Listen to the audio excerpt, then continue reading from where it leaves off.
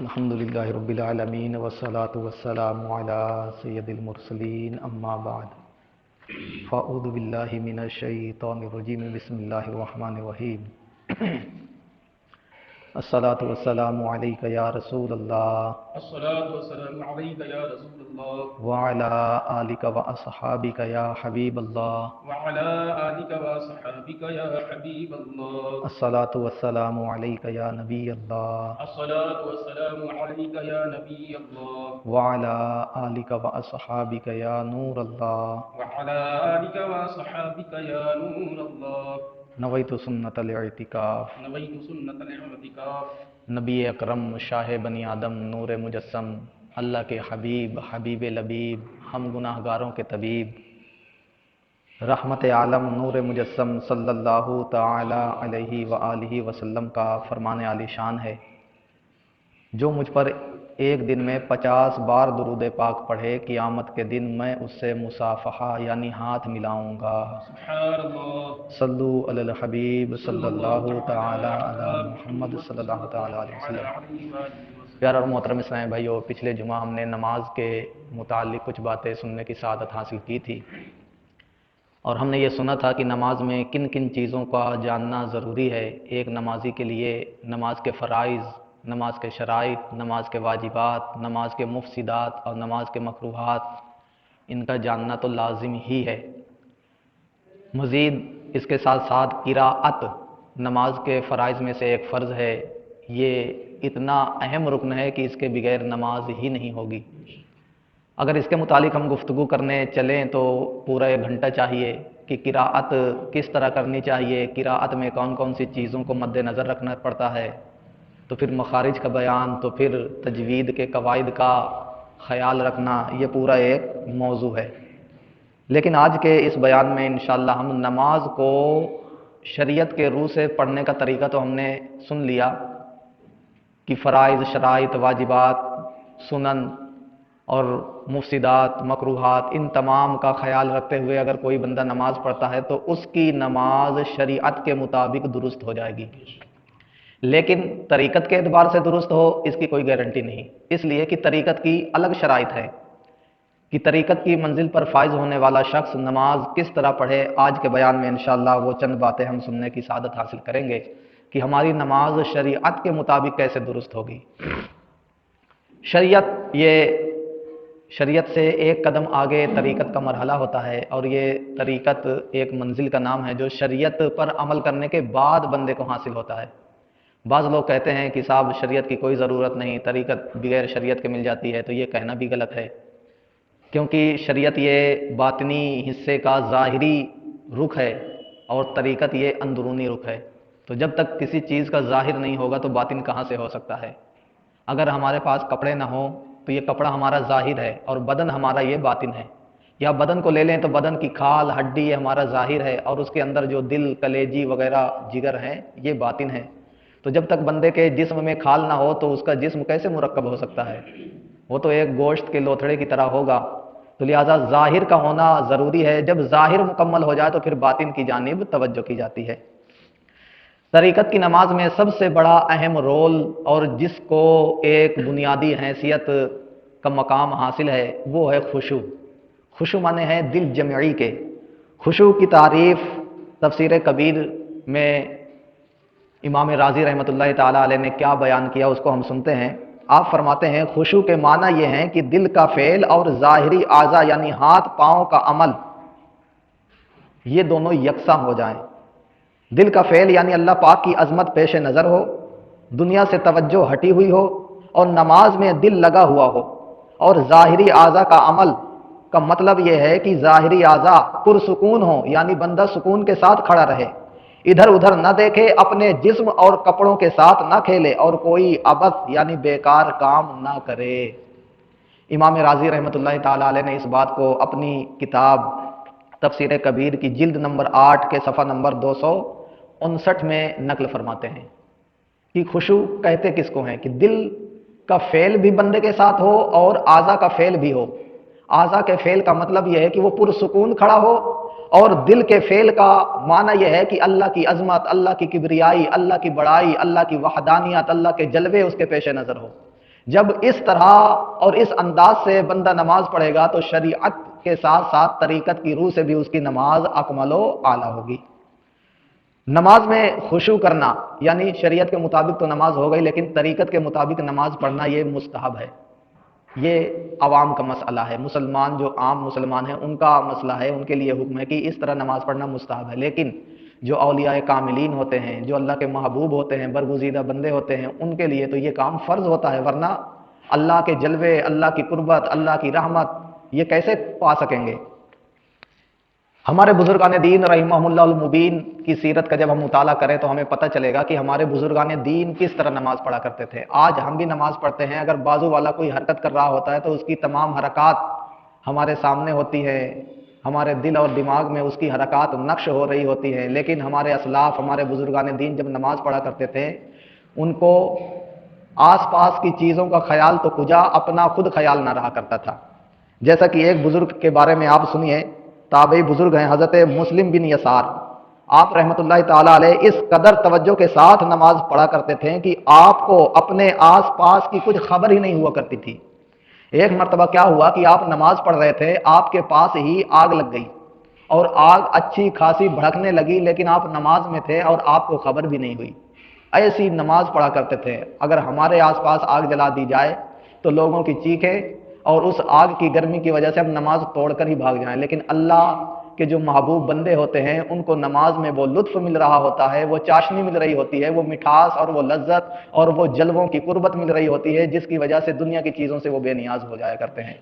آپ نے وہ واقعہ ضرور سنا ہوگا جب حضرت نوح علیہ السلام نے اعلان کیا کہ طوفان آنے والا ہے، ساری دنیا کے لوگوں کو غرق کر دے گا، تو ایک بڑھیا بھی تھی، اس نے کہا یا نبی اللہ جب آپ کا طوفان آئے تو مجھے بھی بتانا، میں بھی آپ کی کشتی میں سوار ہو جاؤں گی۔ جب طوفان آنے لگا، حضرت نوح علیہ السلام نے مسلمانوں کو، اپنے ماننے والوں کو کشتی میں سوار کیا اور طوفان آیا، لیکن آپ کے ذہن سے اس بڑھیے کو بتانا یہ بات نکل گئی۔ آپ علیہ السلام کشتی میں سوار ہوئے، طوفان آیا اور اپنی تباہی مچا کر چلا گیا۔ کئی مہینوں تک وہ طوفان رہا۔ جب وہ طوفان ختم ہو گیا، آپ زمین پر آئیں تو آپ گزر رہے تھے کہ بستی ویران ہو چکی تھی، لیکن اس بڑھیا کا گھر سلامت تھا۔ جب آپ نے دیکھا تو آپ کو یاد آیا، اوف اس بڑھیا کو تو میں نے بتانا ہی بھول گیا، چلو دیکھتے ہیں اس کا کیا حال ہے۔ جب آپ اس مکان میں جاتے ہیں تو وہ بڑھیا نماز میں ہوتی ہے۔ جب سلام پھیرتی ہے، دیکھتی ہے کہ حضرت نوح اللہ کا نبی تشریف لے آئے ہیں، تو کہتی ہے یا نبی اللہ کیا آپ کا طوفان ابھی نہیں آیا؟ آپ نے فرمایا اے اللہ کی بندی، طوفان آیا، طوفان آ کے چلا بھی گیا، تمام لوگوں کو ہلاک کر گیا، لیکن تو عجیب بات ہے کہ تو بچی رہی۔ اس نے کہا حضور میں تو نماز میں تھی، مجھے تو پتہ ہی نہیں چلا طوفان کب آیا اور کب ختم ہو گیا۔ تو اللہ والوں کی جب یہ کیفیت ہوتی ہے تو طوفان بھی پتہ نہیں لگتے۔ اگر اس طرح ہم نماز پڑھنے والے ہو جائیں تو ہمارے اوپر آنے والی مصیبتوں کا رخ مڑ سکتا ہے۔ وہ دیکھے کہ یہ تو اللہ کی یاد میں ہے، اس کو میں کیوں پریشان کروں، اس کو کیوں تکلیف دوں، اس کو کیوں ہلاکان کروں۔ تو مصیبت، دکھ، تکلیف کا اگر کوئی مداوع ہے تو پیارے اور محترم اسلام بھائیو نماز سے ہے، اور اللہ تعالیٰ خود فرماتا ہے کہ صبر اور نماز کے ذریعے سے مدد طلب کرو۔ لیکن ہمارا حال یہ ہے کہ اگر کوئی مصیبت آ جائے تو ہم نمازوں کی جانب توجہ نہیں دیتے۔ ایک بزرگ ہیں، ان کا نام میرے ذہن سے نکل گیا، آپ کی خدمت میں ایک بڑھیا آئی، عرض کی حضور میرے بچے کو سپاہی پکڑ کے لے گئے ہیں، آپ کچھ کیجئے تاکہ میرا بچہ واپس آ جائے۔ آپ رحمۃ اللہ تعالیٰ علیہ نے فرمایا بیٹھ جاؤ۔ آپ نے تازہ وضو کیا اور 2 رکعت نماز پڑھی۔ وہ بڑھیا انتظار میں ہے کہ حضور یا تو دعا فرمائیں گے یا تو بادشاہ کے پاس جا کے سفارش کریں گے میرا بیٹا چھوٹ جائے گا، لیکن یہ تو نماز میں ہے۔ جب 2 رکعت مکمل ہوئی تو پھر آپ نے مزید 2 رکعت کی نیت باندھ لی، اس سے رہا نہ گیا، انتظار ہی کر رہی تھی۔ جو ہی آپ نے 2 رکعت پہ سلام پھیرا، آپ کا دامن پکڑ کے کہنے لگی حضور میں اپنے بچے کی فریاد لے کر آئی ہوں، آپ کچھ کیجئے۔ آپ نے کہا ٹھہر جا۔ آپ نے پھر نماز کی نیت باندھ لی، 2 رکعت مزید جب آپ نے نیت باندھی تو نماز مکمل نہ ہوئی تھی کہ اس کا بیٹا ماں ماں کرتے ہوئے پکارتے ہوئے حاضر خدمت ہو گیا۔ آپ رحمۃ اللہ تعالیٰ علیہ نے جب سلام پھیرا تو فرمایا اے بڑھیا کیا تو یہ سوچ رہی تھی کہ میں اپنے کام سے لگا ہوں؟ خدا کی قسم میں تو تیرا کام کر رہا تھا۔ قرآن میں رب نے فرمایا صبر اور نماز کے ذریعے سے مدد مانگو، تو میں نماز پڑھ کے مدد اللہ سے مانگ رہا تھا کہ تیرے بچے کو رہائی مل جائے، تو دیکھو میں 6 رکعت پڑھا، تیرے بیٹے کو رب نے رہائی عطا کر دی۔ تو پیارے اور محترم اسلام بھائیو یہ ہمارے اسلاف کا انداز ہوا کرتا تھا نمازوں کے ذریعے مدد طلب کرنے کا، لیکن آج ہم دنیا کے ہر چیز سے مدد تو طلب کرتے ہیں لیکن نماز سے مدد طلب نہیں کرتے۔ اور پھر ہونا بھی چاہیے نا کہ نماز پڑھنے کی حالت، نماز پڑھنے کی عظمت ہمارے پیش نظر ہو، حالت کا جو ہے ایسی ہماری حالت ہو کہ دیکھنے والے دنگ رہ جائیں کہ یار واقعی میں کیا یہ نماز پڑھتا ہے۔ اسلاف ہمارے اس طرح نماز پڑھا کرتے تھے، ان کے واقعات کو پڑھ کر سن کر ایسا لگتا ہے کہ یہ انہی کا حصہ ہے، ہم لوگوں کو یہ نہیں نصیب ہو سکتا، لیکن پیارے اور محترم اسلام بھائی ہو سکتا ہے۔ ہم جب کوئی کام کر رہے ہوتے ہیں اور بڑے دل اور لگن کے ساتھ کر رہے ہوتے ہیں، کوئی بازو سے بھی گزرتا ہے تو ہم کو خبر نہیں ہوتی، پھر وہ ہمارا دوست، ہمارا ساتھی ہم سے کہتا ہے یار میں تیرے پاس گیا تھا، تجھے سلام کیا تھا، لیکن تو نے جواب ہی نہیں دیا، تو وہ کیا کہتا ہے کہ یار میں اتنا مگن تھا، میں اتنا مست تھا اپنے کام میں کہ مجھے کسی کی خبر ہی نہ لگی۔ تو پتہ چلا کہ آج بھی وہ واقعات ہو سکتے ہیں جب ہمارے دنیاوی کام میں مشغول اور مصروف اور لگن کے ساتھ کرنے کا عالم یہ ہے کہ پاس سے گزرنے والے شخص کی ہمیں خبر نہیں ہوتی، تو یہی کیفیت اگر نماز کے لیے ہماری بن جائے تو کیا وہ نماز کا نور ہمیں حاصل نہیں ہو سکتا؟ یقیناً ہو سکتا ہے۔ یہاں تو یہ پڑی رہتی ہے کہ کتنی جلدی 2 رکعت ختم ہو اور میں بھاگوں اور کتنی جلدی مسجد سے نکلوں، حالانکہ مسجد سے نکلنے کا یہ ذہن اور یہ وسوسہ شیطان ڈالتا ہے کہ جب روایتوں میں آیا کہ جب نمازی مسجد میں آتا ہے تو شیطان کا دل دھک دھک کرنے لگتا ہے اور وہ سوچتا ہے اور وہ تدبیریں کرنے لگتا ہے کہ کون سا ایسا حربہ اپناؤں، کون سا ایسا وار چلاؤں کہ یہ بندہ مسجد سے ترنت نکل جائے۔ تو وہ وار کرتا رہتا ہے جس کی وجہ سے بندے کا دل ترنت اچاٹ ہو جاتا ہے، وہ کہتا ہے کہ کتنی جلدی نماز ہو میں نکلوں۔ اگر امام صاحب نے ذرا لمبی قرات کر دی تو ہمیں ٹینشن ہونے لگتی ہے کہ یار میرا کاروبار کھلا ہوا ہے، میری دکان کھلی ہوئی ہے، میرے سامان کا کیا ہوگا۔ لیکن پیارا اور محترم اسلام بھائیو، اگر دنیاوی کام ہو تو 5 گھنٹے بھی لگ جائیں اور لائنیں لگانی پڑیں اور چکر لگانے پڑیں تو ہمیں کوئی افسوس اور کوئی غم نہیں ہوتا، لیکن نماز میں اگر ذرا سی قرات لمبی ہو جائے یا دعا لمبی ہو جائے تو ہمارا دل اچاٹ ہو جاتا ہے۔ تو یہ ہماری کیفیت نہیں ہے، یہ تو ابلیس شیطان کی کیفیت ہے جو اس نے ہم پر ڈال دی ہے۔ آپ دیکھتے ہوں گے جمعہ کے دن لوگ آتے ہیں، بیان سنتے سنتے ان کو نیند آ جاتی ہے۔ کیوں نیند آ جاتی ہے؟ کبھی آپ نے غور کیا؟ اس لیے نیند آ جاتی ہے کہ یہاں پر اللہ کی رحمت کا نزول ہو رہا ہوتا ہے۔ اگر اللہ کے گھر میں رحمت کا نزول نہیں ہوگا تو کیا مارکیٹ میں ہوگا، بازاروں میں ہوگا؟ حدیث پاک میں ہے دنیا کی سب سے بہترین اور پاکیزہ کوئی جگہ ہے تو وہ مسجد ہے، اور سب سے بدترین کوئی جگہ ہے تو وہ بازار ہے، اور شیطان کا اڈا بازار کو کہا گیا ہے۔ تو یہاں تو اللہ کی رحمت نازل ہو رہی ہوتی ہے، جس کی بنا پر بندہ آتا ہے ترنت سکون پاتا ہے، نیند آ جاتی ہے۔ گھر میں اے سی لگی ہوئی ہے، صوفے لگے ہوئے ہیں، قالین بچھے ہوئے ہیں، پھر بھی بندے کو 12 1 2 بجے تک نیند نہیں آتی۔ مسجد میں چند منٹ یا چند گھنٹے کے لیے آتا ہے، بندے کو نیند آ جاتی ہے۔ وجہ کیا ہے؟ وجہ یہ ہے کہ یہاں پر اللہ کی رحمت کا نزول ہو رہا ہوتا ہے۔ مفتی احمد یار خان علیہ رحمت الرحمان فرماتے ہیں کہ کبھی تم نے سوچا کہ باغ میں یا باغیچے میں یا اچھے گارڈن میں جاؤ تو جسم کی تر و تازگی ملتی ہے؟ کیا کبھی تم نے سنا کہ مسجد میں اللہ تعالیٰ نے کیا رکھا ہے؟ آپ فرماتے ہیں باغ میں جاؤ گے، باغیچے میں جاؤ گے، گارڈن میں جاؤ گے تو تمہارے جسم کو تر و تازگی ملے گی، تمہیں اچھی ہوا ملے گی۔ آپ فرماتے ہیں مسجد میں جاؤ گے تو تمہارے ایمان کو وہ ہوا ملے گی کہ تمہارا ایمان تر و تازہ ہو جائے گا۔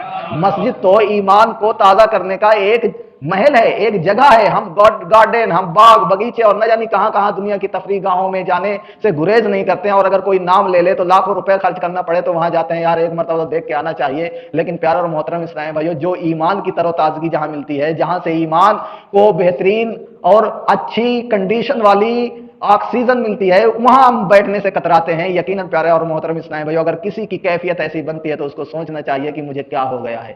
ہمارے بزرگان دین رحمہم اللہ المبین جب مسجد میں آتے تو جانے کا نام نہ لیا کرتے تھے، اور اگر کوئی کام بھی ہوتا نا تو وہ بھی وہ مسجد ہی سے کیا کرتے تھے۔ ایک بزرگ رحمۃ اللہ تعالی علیہ کے گھر میں کھانا ختم ہو گیا، بیوی نے کہا کہ کچھ لے آؤ، آپ نے کہا کچھ روپے ہوں تو لاؤ، تو انہوں نے چند درہم کھوج کے نکالے اور کہا کہ لو آٹا لے آؤ۔ وہ بزرگ گئے، لیکن راستے میں کیا دیکھتے ہیں کہ ایک فقیر مانگنے آیا۔ آپ نے سوچا کہ اگر یہ مانگے گا تو میں دیے بغیر تو رہوں گا نہیں، اگر دے دیا تو پھر گھر میں آٹا کیسے لے جاؤں گا۔ آپ نے راہ بدل لی کہ چلو راہ بدل لیتے ہیں، نہ فقیر ملے گا نہ دینا پڑے گا۔ آپ نے راہ بدلی، وہ فقیر بھی بڑا شاطر تھا، چالاک تھا، اس نے بھی اپنی راہ بدل دی۔ جس راستے سے آپ جانے لگے وہ فقیر بھی اسی راستے پر آ ملا اور کہا کہ کچھ مجھے دیجئے۔ آپ نے وہ چند جو دراہم آپ کے پاس تھے آپ نے دے دیے۔ جب دے دیے تو سوچا کہ اب کیا ہوگا۔ آپ نے کہا ایک ہی سبب اور ایک ہی راستہ ہے کہ مسجد کا رخ کیا جائے۔ آپ مسجد میں داخل ہوئے، نماز پڑھتے رہیں۔ جب رات ہو گئی تو سوچا کہ اب گھر والے سو گئے ہوں گے، چلتا ہوں اب میں بھی آرام کر لوں۔ کتابوں میں لکھا ہے کہ جب وہ کافی رات گھر گئے، جب ان کی بیوی نے آہٹ سنا کہ حضور آ گئے تو کہا کہ ہاں دھو کے بیٹھو، میں گرما گرم روٹی لا رہی ہوں۔ آپ نے سوچا کہ آٹا تو میں لایا نہیں، وہ پیسہ خیرات کر دیا، آٹا گھر میں تھا نہیں، آیا کہاں سے؟ تو آپ نے اپنی بیوی سے پوچھا کہ آٹا کہاں سے آیا؟ تو کہا کہ کسی نے کوئی آیا تھا اور وہ دے کے چلا گیا۔ تو آپ اللہ تعالیٰ کے بارگاہ میں پھر سجدہ ریز ہو جاتے ہیں اور شکر الہی بجا لاتے ہیں کہ مولا تو نے میری لاج رکھ لی۔ تو اگر ہماری کیفیت یہ ہونا کہ ہم نماز کو ہر چیز سے افضل اور اعلیٰ اور مقدم جانے تو پھر ہمارے بنے کام بھی بگڑ جاتے ہیں۔ وہ صدیق اکبر رضی اللہ تعالیٰ عنہ کا قول مجھے یاد آتا ہے، آپ نے بھی شاید سنا ہو۔ حضرت ابو بکر صدیق رضی اللہ تعالیٰ عنہ فرماتے ہیں کہ جو اللہ کے کاموں میں لگ جاتا ہے اللہ اس کے کاموں میں لگ جاتا ہے، اور اللہ جس کے کاموں میں لگ جائے اس کے کام بگڑتے نہیں ہیں، بن کے رہتے ہیں، تکمیل تک پہنچ کر رہتے ہیں۔ بات یہ ہے کہ ہم اللہ کے کاموں میں نہیں لگتے تو اللہ پھر ہمارے کاموں میں کیسے لگے گا؟ اگر ہم اللہ والے ہو جائیں تو پھر اللہ ہمارا جو منشا ہوگا وہ کہے گا۔ کسی مسجد میں لکھا ہوا تھا، میں نے دیکھا تھا کہ ہم وہ کرتے ہیں جو ہمارا رب نہیں چاہتا، اس لیے ہمارے ساتھ وہ ہوتا ہے جو ہم نہیں چاہتے۔ ہم وہ کرتے ہیں جو ہمارا رب نہیں چاہتا، اس وجہ سے ہمارے ساتھ وہ کام ہو جاتے ہیں جو ہم نہیں چاہتے۔ اگر ہم وہ کام کرنے لگیں جو ہمارا رب چاہتا ہے تو پھر وہی ہوگا جو ہم چاہتے ہیں۔ تو شرط یہ ہے کہ پہلے ہم اس کے ہو تو جائیں، اس کی عبادت تو ایسے کریں، اس کی ریاضت تو ایسے کریں۔ یہاں تو 2 رکعت پڑھنے آتے ہیں تو ایسا لگتا ہے کہ 1 منٹ میں 2 رکعت مکمل ہو جاتی ہے، اور پتہ نہیں لگتا کہ سورہ فاتحہ پڑھی کی بھی نہیں پڑھی۔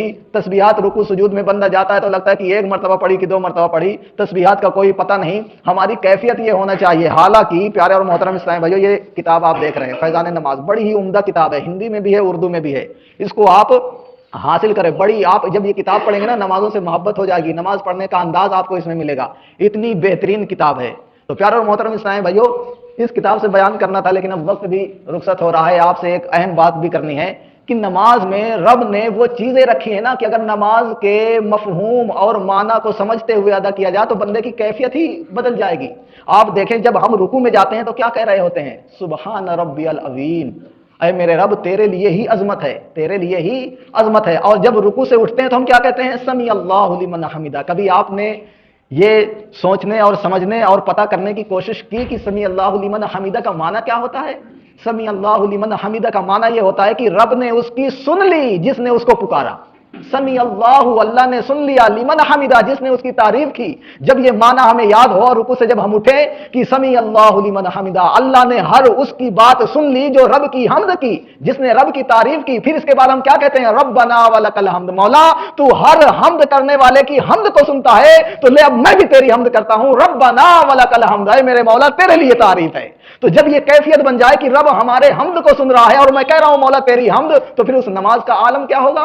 اچھا، جب ہم سجدے میں جاتے ہیں تو سجدے میں ہمارے اشرف الاعضاء سر میں اللہ تعالیٰ نے رکھے ہیں۔ سوچنے کی قوت عقل سر میں ہے، دیکھنے کی قوت آنکھ سر میں ہے، سونگھنے کی قوت جو چیز ہے وہ ناک ہے، وہ ناک ہمارے سر میں رکھی ہے، بولنے کی قوت زبان میں ہے، زبان بھی سر میں ہے، کان بھی ہے، آنکھ بھی ہے، ذہن بھی ہے، عقل بھی ہے، خرد بھی ہے، زبان بھی ہے، سارے اشرف اعلیٰ۔ اور آپ یہ جانتے ہیں کہ بندے کا سر الگ کر دیا جائے تو بندہ جی نہیں سکتا، لیکن ہاتھ الگ کر دیا جائے، پیر الگ کر دیا جائے تو زندہ رہتا ہے۔ تو رب نے اشرف الاعضاء، اچھے اور تمام تر مکمل اعضاء سر میں رکھے ہیں، اور یہ بندہ جب سجدے میں جاتا ہے تو اپنے تمام اشرف اعضاء کو سجدے میں رکھ کر رب کی بارگاہ میں جھکا کر کہتا کیا ہے؟ سبحان ربی الاعلیٰ، مولا دیکھ میں نے اپنے سر کو تیری بارگاہ میں جھکا دیا اور میری عقل، میری خرد، میری آنکھ، میری ناک، میری زبان، میرے کان سارے تیری بارگاہ میں حاضر ہیں، اور میں پیشانی کو مٹی میں لگڑ رہا ہوں۔ مولا مجھ سے کوئی کم تر نہیں ہے اور تجھ سے کوئی اعلیٰ نہیں ہے۔ سبحان ربی الاعلیٰ، مولا تو ہی تو اعلیٰ ہے۔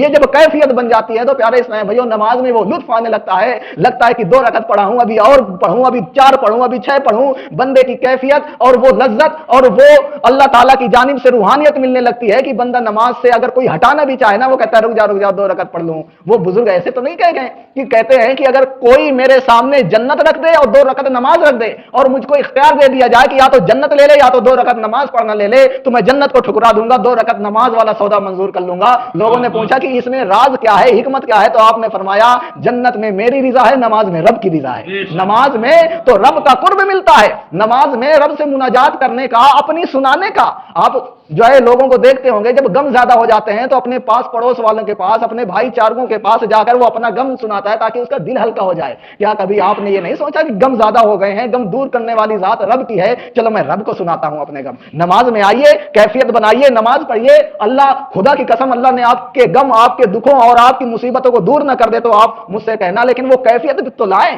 وہ عرض و معروض کی کیفیت تو پیدا کریں۔ ہمارے بزرگان دین نماز میں کھڑے ہوتے زارو کتار روتے، کیوں؟ کیونکہ اپنی بپتا سنایا کرتے تھے، اپنی کہانی سنایا کرتے تھے اپنے رب سے۔ اور پچھلے جمعہ میں نے عرض کیا, وہ بزرگ کو کسی نے جنگل میں دیکھا, کہا حضور شہر میں آؤ, تمہارے مزاج کے لوگ ملیں گے, یہاں اکیلے رہتے ہو. تو انہوں نے کہا کہ تجھے کس نے کہہ دیا میں اکیلے رہتا ہوں؟ جب مجھے اس کی سننے کی چاہت ہوتی ہے, خواہش ہوتی ہے, تو قرآن لے کے بیٹھ جاتا ہوں, جب اپنی سنانے کی باری آتی ہے تو نماز میں کھڑا ہو جاتا ہوں. تجھے کس نے کہہ دیا کہ میں اکیلے ہوں؟ میں تو دم بدم اپنے رب کے ساتھ ہوتا ہوں, رب کے حضور ہوتا ہوں, میں تنہا اور اکیلا نہیں ہوتا. رب نے ہمیں اکیلا نہیں چھوڑا. اور پیارے اور محترم اسلام بھائیو, سورہ اعراف میں ہے, جب شیطان نے آدم علیہ الصلوۃ والسلام کا سجدہ کرنے سے انکار کیا تو رب نے فرمایا کہ تجھے کس چیز نے منع کر دیا؟ ماں منع کا, کس چیز نے تجھے منع کر دیا؟ تو اس نے کہا کہ میں آگ سے پیدا کیا گیا اور آدم مٹی سے پیدا کیے گئے. آگ اوپر اٹھتی ہے, مٹی کی جو ہے اوقات یہ ہے کہ وہ نیچے آتی ہے, خاصیت نیچے آنا ہے, اور آگ کی خاصیت اوپر آنا ہے. اوپر جانے والی چیز افضل ہوتی ہے, نیچے جانے والی چیز ادنا ہوتی ہے, لہذا میں آدم سے اعلیٰ, میں اس کو سجدہ کیوں کروں؟ تو اللہ تعالیٰ نے فرمایا کہ تم مردود ہو گئے, جب میری بارگاہ سے نکل جا. تو ابلیس نے کیا کہا تھا؟ مولا میں تیرے بندوں کو چھوڑوں گا نہیں, آگے سے آؤں گا, پیچھے سے آؤں گا, دائیں سے آؤں گا, بائیں سے آؤں گا, چاروں طرف سے میں ان کو گھیرے میں لے لوں گا, تجھ تک پہنچنے نہیں دوں گا. تو اللہ تعالیٰ نے فرمایا کہ جو میرے مقرب بندے ہوں گے ان پر تیرا وار نہیں چلے گا. شارحین کہتے ہیں, مفسرین کہتے ہیں کہ جب شیطان نے چاروں طرف سے ہم کو جکڑ لیا, گھیر لیا, تو اب بندہ بچ کے جا کیسے سکتا ہے؟ لیکن کہتے ہیں کہ اللہ تعالیٰ نے اس مردود کے ذہن سے دو راستے نکال دیے تھے, ایک اوپر کا اور ایک نیچے کا. اگر یہ بھی کہہ دیتا تو پھر بندے کے بچنے کی کوئی صورت نہ ہوتی. تو پھر تشریح کرتے ہوئے کہتے ہیں کہ بندہ تو اڑ نہیں سکتا اوپر کے راستے سے, اور نہ نیچے زمین میں دھس سکتا ہے, تو اوپر اور نیچے کے راستے سے کا مطلب کیا ہے؟ تو علماء بیان کرتے ہیں کہ اوپر کا راستہ یہ ہے کہ جب شیطان تمہیں گھیر لے, جب دکھ تکلیفیں تمہیں حصار میں لے لے, تو رب کی بارگاہ میں اپنے ہاتھ اٹھا دو, یہ اوپر کا راستہ ہے. اور جب اس سے بھی بات نہ بنے تو سجدے میں چلے جاؤ, یہ نیچے کا راستہ ہے. جب سر سجدے میں رکھ کر اپنے رب سے کہو گے تو رب کی رحمت بہت بڑی ہے, تمہیں بچا لے گی. تو پیارا اور محترم اسلام بھائیو, شیطان چاروں طرف سے گھیرے ہوئے ہیں, لیکن اللہ نے, ہمارے رب نے ہمیں دو راستے دیے ہیں, ایک دعا کا اور ایک نماز کا. لیکن پھر بھی ہم نماز کی جانب نہیں آتے. ہمیں آنا چاہیے, 2 رکعت پڑھ کے بھاگنا نہیں چاہیے, پوری نماز پڑھنا چاہیے. صرف جمعہ ہی جمعہ نہیں بلکہ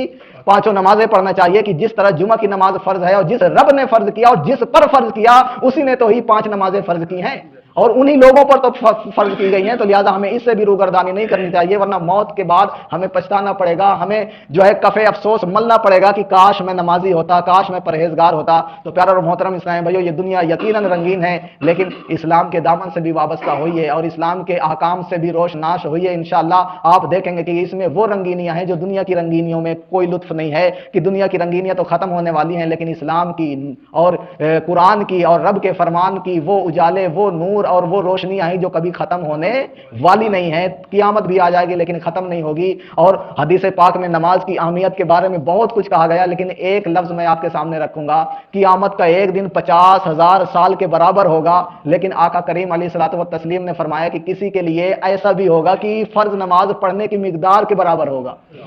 تو بھائی فرض نماز ہی کی مثال کیوں دی گئی؟ روزے کی مثال دے دی جاتی کہ جتنا روزہ رکھنے میں وقت لگتا ہے, یعنی ایک دن صبح سے لے کر شام تک, اتنا وقت قیامت میں بعضوں کے لیے کر دیا جائے گا. لیکن نہیں, نماز کو رکھا, اور نماز کے بارے ہی میں سب سے پہلے قیامت کے دن پوچھا جائے گا. اور نماز وہ عبادت ہے جو ہمارے اور آپ کے نبی, آخری نبی علیہ الصلوۃ والسلام کی آنکھوں کی ٹھنڈک ہے. پیارے اسلام بھائیو, تو اگر نبی سے عشق ہے, محبت ہے, یقیناً ایک امتی کو اپنے نبی سے بڑا ہی پیار اور بڑا ہی عشق ہوتا ہے.